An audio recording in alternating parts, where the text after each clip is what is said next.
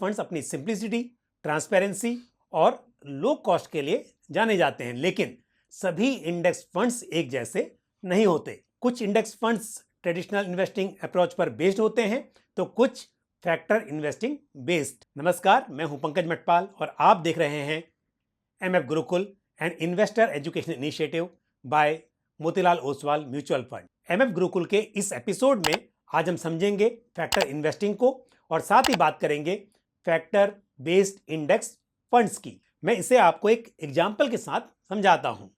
मान लीजिए कि आपको आपकी फैमिली के साथ डिनर डेट पर जाना है।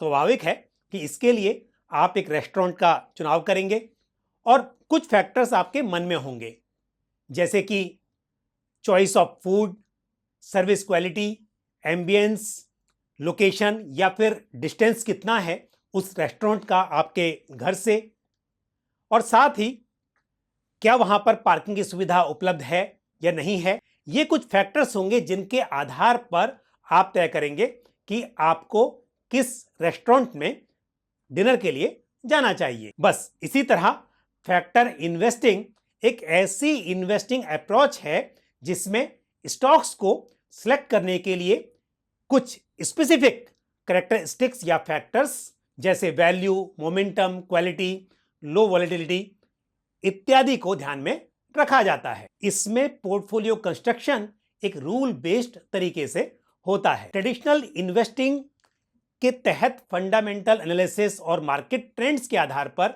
इंडिविजुअल स्टॉक्स सिलेक्ट करके पोर्टफोलियो कंस्ट्रक्ट किया जाता है और हिस्टोरिकली देखा गया है कि ये स्पेसिफिक फैक्टर्स इन्वेस्टमेंट रिटर्न्स को इन्फ्लुएंस करते हैं। फैक्टर इन्वेस्टिंग को स्मार्ट बीटा इन्वेस्टिंग के नाम से भी जाना जाता है। Low volatility index, momentum index, equal weight index और क्वालिटी इंडेक्स फैक्टर इन्वेस्टिंग के कुछ एग्जाम्पल्स हैं। अंत में एक बार फिर मैं दोहराना चाहूंगा कि फैक्टर इन्वेस्टिंग एक इनोवेटिव इन्वेस्टमेंट अप्रोच है जिसे स्पेसिफिक फैक्टर्स के आधार पर स्टॉक सिलेक्शन और पोर्टफोलियो कंस्ट्रक्शन के लिए इस्तेमाल किया जाता है। यह ट्रेडिशनल इन्वेस्टिंग से अलग है और इसमें रूल बेस्ड स्ट्रेटेजीज का इस्तेमाल होता है जिससे ब्रॉडर मार्केट को आउट परफॉर्म करने की कोशिश की जाती है। लेकिन इस बात का ध्यान रखना जरूरी है कि दोनों इन्वेस्टमेंट अप्रोचेस के अपने प्रोस एंड कॉन्स होते हैं। किसी भी इन्वेस्टर को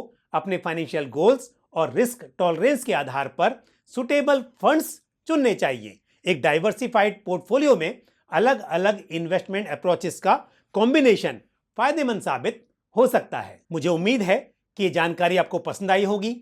यदि फैक्टर इन्वेस्टिंग से जुड़ा हुआ आपका कोई सवाल या सुझाव हो तो आप कमेंट बॉक्स में पोस्ट कर सकते हैं। एमएफ गुरुकुल के इस एपिसोड में इतना ही, लेकिन आप बने रहिए हमारे साथ इस पूरी सीरीज में।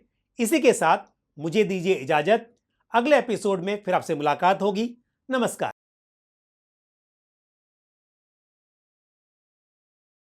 म्यूचुअल फंड निवेश बाजार जोखिमों के अधीन है। योजना से संबंधित सभी दस्तावेजों को ध्यान से पढ़ें।